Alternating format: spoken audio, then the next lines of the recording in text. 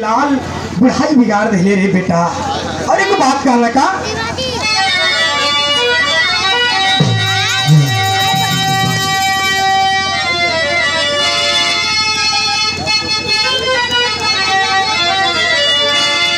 यह कहा हुआ कि बाबू देखल बेटा के लसिया। अरे बाबू देखल बेटा के लसिया। बाबू देखला बेटा के लसिया। फाटे दुखवा में देखा छतिया।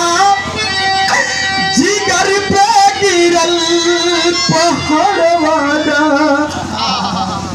लसिया निहार के बाबूजी रो ए बाबू बेहोश हो जा। एक बात और कल कि ये लाल अरे जौने बेटा का बाप करके चला हम सिखाई। अरे वो बेटा के मुँह पे आज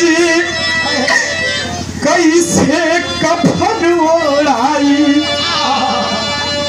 गम में डूबल बा परिवारवा। हर गम में डूबल बा परिवारवा।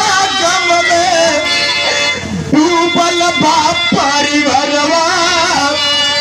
टूटल बुढ़ौती का देखा सारवा। जिगर पे गिरल पहाड़वा। बाबू हो पिताजी रो कि ये लाल ये बुढ़ाई में तोर बोझा हमसे ना सही रे बेटा। हमार लाश तोर कंधा पे होके के चाहिए लेकिन ये कवन दिन देखा देला लाल। आखिर में ई खबरिया बहनिया के लगल है। बहनिया आई रो थे कि ये भैया ई का के देला।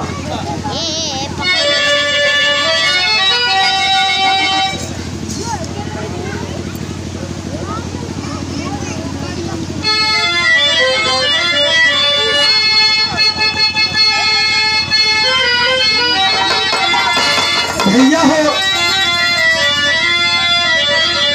बहनिया आके रोती लसिया पके भैया तोहरे शादी कलो को रिश्तेदार आओ ना शादी कैला।